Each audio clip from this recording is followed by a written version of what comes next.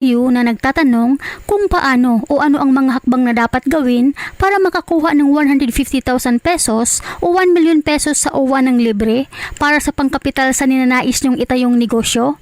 Ito ang video na paniguradong makakatulong sa inyo, kaya't dapat niyo ito mapakinggan at malaman dahil marami po sa mga OFWs ang hindi pa nakakaalam sa programang ito ng OWA. Kaya't bilang isang OFW kabayan, active man o undocumented o retired OFW na nangangarap magkaroon ng kapital pang negosyo, napakahalaga po na marinig nyo ang buong bidyong ito para inyo pong mapakinabangan ang benepisyong na inilaan para sa lahat ng OFW sa buong mundo na gusto magtayo ng negosyo sa Pilipinas. Sa mga hindi pa po nakakaalam, ang tulong puso na programa ng DOLE OWA ay naglalayon itong tulungan ang mga kwalipikadong OFWs na simulan ang pinapangarap na negosyo sa pamamagitan ng pagbibigay nila ng puhunan mula 150,000 pesos hanggang 1 million pesos. Ngunit depende ito sa bilang ng membro kada grupo. Libre itong ibigay sa mga OFWs basta kayo ay interesado magtayo ng negosyo. Wala kayong babayaran ni singkong duling dahil hindi ito utang at lalong wala itong kolateral dahil ito'y bigay lamang.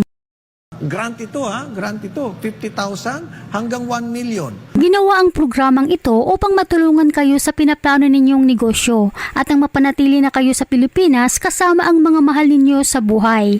Sakop dito ang mga dating OFW, kahit active o inactive na member ng OWA. Maging ang mga undocumented na OFW ay maaari ding maging membro ng grupo. At ang isa pang kagandahan dito, kahit nasa abroad pa ang OFW ay pwede po ang pamilya, magulang, kapatid o anak ang mag-aasikaso nito. Narito ang mga hakbang o proseso at mga dokumento na dapat ninyo ihanda para makakuha kayo ng libreng pera sa OWA na pangkapital sa inyong pinapangarap na itayong negosyo. Panoorin po ang buong video dahil tinatalakay rin po dito ang lahat ng proseso at mga dokumento. Pero bago tayo magpatuloy, huwag kalimutan i-like, share, subscribe at pahit na rin ang kampana for more upcoming videos. Salamat! Kung meron kang kabarkada, 5, kayo ay magkakasundo at meron kayong naisip na negosyong pinaniniwalaan nyo na magdudulot sa inyo ng kaginawahan, paglago nito, meron tayo nitong tulong puso program. Mag-i-start ito sa grant ito, grant ito, 50,000 hanggang 1 million.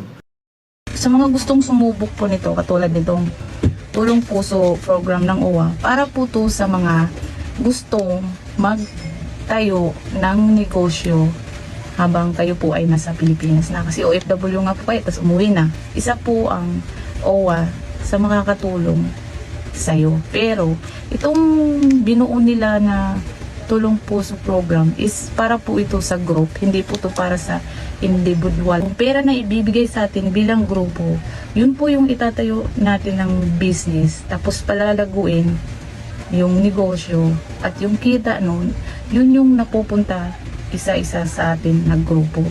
Pero syempre hindi naman pwede na isa lang yung kikilos kasi tinawag nga na grupo, so parang lahat tayo ang dapat kumilos. Kung mayroon kayong kakilala na OFW din na malapit lang sa lugar nyo, so yun ang pipiliin nyo na maging kagrupo nyo, hindi yung kagaya ko or mukha ko tapos ako yung pipiliin nyo na kagrupo, so parang sobrang layo.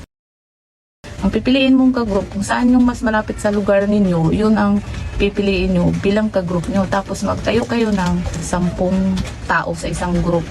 Tapos, pag meron na kayong group, yung bawat member ng group nyo, ipaparegister nyo daw yun sa DTI at saka sa DOLE. Para yung grupo nyo, yung name ng organization nyo, marehistro sa DOLE o di kaya sa SIC o di kaya sa DTI para maging acceptable yung form na in-apply nyo. Tapos, bubuo kayo ng business plan at isa-submit nyo. Ang sabi ng isang representative ng OWA, bibigyan nila ng chance yung mga katulad nating OFW at depende sa business plan na bubuuin nyo. Kasi i-check nila yan kung gaano kalaki ang magiging puhunan. So kapag ang gusto nyo lang itayo sa buong member nyo, tapos gusto nyo lang itayo is parang mga sari-sari store po. Liit lang kita, tapos paano nyo yun hati-hatiin. So dapat daw, bawat membro mag-iisip ng mas magandang plan na business na pwede yung membro is kumita ng medyo malaki. At kapag natanggap yung grupo nyo, isa sa mabibigyan ng puhunan, ipapatawag kayo ng OWA at kung ano yung napili nyo na negosyo, parang iti-training kayo kung paano yun palalaguin. Tapos, dun na mag-start.